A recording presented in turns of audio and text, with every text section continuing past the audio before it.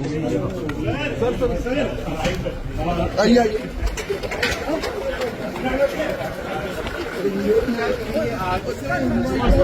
आपके भाई के घर पे आप क्या कहते हैं? आप क्या सोचते हैं? सर आप बताएं। आप क्या बोलते हैं? मीडिया बहुत बड़ा चौथा स्तंभ है हिंदुस्तान की डेमोक्रेसी का। ये बाबा साहब भीमराव अम्बेडकर के बनाए हुए आइन का ये स्तंभ है। आप क्या सोचते हैं? आपको भी अपना एक व्यू देना चाहिए।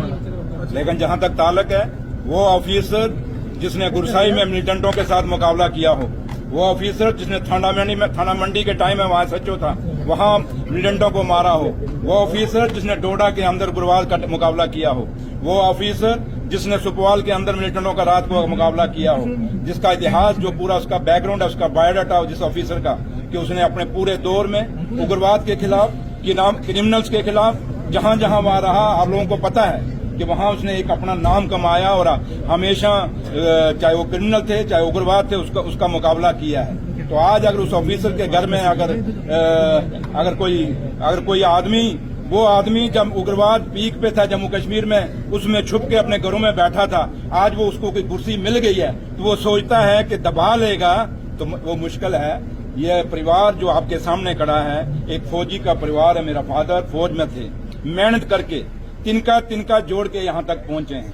जो कमाया है मेहनत से कमाया है। मेरी माँ वैष्णो जानती है, हमने हमेशा उस मालिक के चरणों में बैठ के कमाया है। इसलिए हमें जो आज ये कर रहे हैं, ये छोटे ऑफिसर आए हैं बेचारे, लेकिन इनका हमें कोई गिलाशिप नहीं। लेकिन जो ऊपर बैठे हैं, जो वहां से ये सोच रहे हैं कि पता नहीं क्या खजाना निकल जाएगा आज इस घर से, उनको मिलना कुछ नहीं। आपके सामने वो निशारा भी गए थे, क्या निकल गया अभी तक?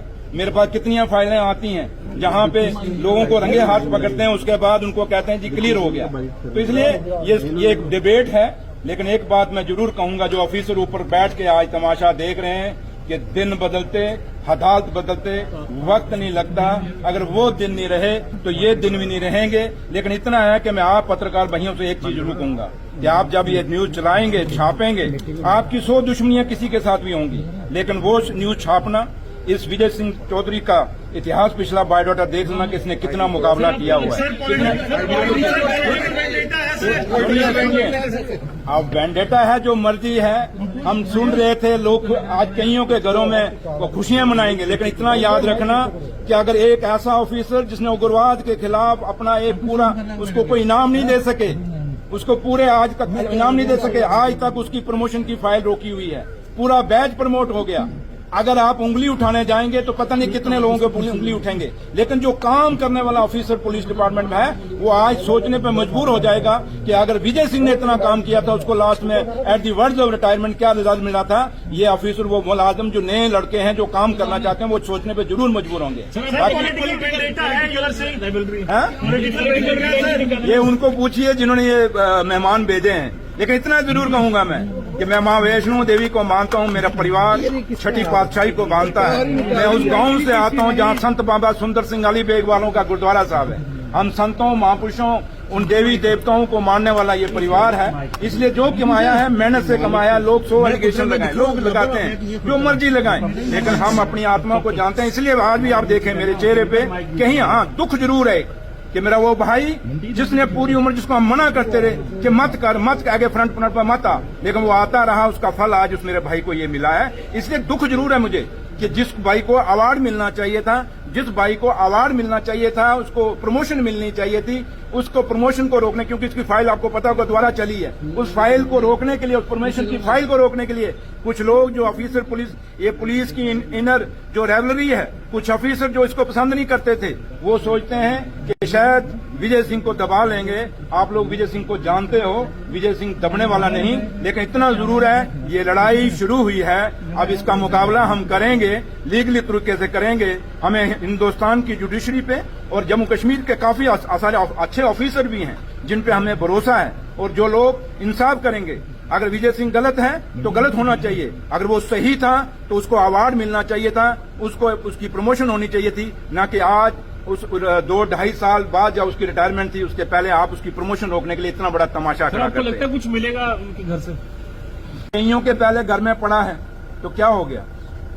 जो लोग ऑफिसर जो काम करने वाले हैं उन पे काम एलिगेशन किस पे लगते हैं? काम करने पर। कभी उस ऑफिसर निकम्मे पे एप्लीकेशन लगते देखे जो सिर्फ दफ्तर से बैठ के सियासतें करता है? ये ऐसे निकम्मे ऑफिसर जो हैं ये साजिशें चलते हैं, लेकिन जो काम करने वाला ऑफिसर है कभी आपने देखा है उसको कि भाई उस पर एलिगेशन नहीं लगते? चाहे कोई भी लीडर होगा, चाहे भी कोई भी आदमी काम कर रहा है, और आप पत्रकार हैं, अगर आप अच्छा काम करेंगे आप पे भी एलिगेशन लगाएंगे, तो जो पत्रकार चमचागिरी करता रहेगा भाई मैंने कहा कि सुरेंद्र चौधरी अगर इनसे डरता होता तो शायद आपके सामने यहाँ खड़ा होकर अभी बोल के नहीं जाता। इनके थ्रू आपको टारगेट किया है, इनके थ्रू नहीं, मैं एलजी साहब को नहीं कहूंगा इसमें, एलजी साहब नहीं, ये पुलिस के अंदर कुछ लोग हैं जो प्रमोशन उसकी रुकाना चाहते हैं, और आप ललित जी अच्छे से जानते हैं विजय सिंह को, या नहीं जानते तो फिर आप में से कौन नहीं जानता? मतलब उस आदमी ने जिंदगी में कितनी मेहनत की है, कितना काम किया है, बाकी आज उसके वहां बेटा है, उसके 23 रुपए वहां गए। मुझे बताओ क्या इतनी लंबी नौकरी में एक रजिस्टर नहीं लग सकता? यहाँ चपरासी 10-10 लगा के यार है, एक है सिस्टम है, वो बदनामी का एक खेल है जो कि मैं इसको लेना भी नहीं चाहता था इस आफत को, तो इसलिए मैं पीडब्ल्यूडी एज ए मुझे पीडब्ल्यूडी मिनिस्टर को मैं खुश हूँ क्योंकि मैंने करके दिखाया पीडब्ल्यूडी। मैंने कहा ना, मैं इस इफ एंड बट्स में नहीं जाऊंगा। जो लोग ये कर रहे हैं एक दिन वो पछताएंगे इसलिए कि मेरी माँ वैष्णो उनको सजा देगी। हम सच्चे लोग हैं, ईमानदार लोग हैं, जो मर्जी के हैं। मुझे पता है हम कितने करप्ट हैं, मैं जानता हूं, मैं क्यों अपनी आत्मा में जानता हूं। मैं अंदर, अब आप लोगों को 100 इल्जाम लगाते हैं, लेकिन आप अंदर से जानते होंगे आप अंदर क्या हैं, एक जानते होंगे।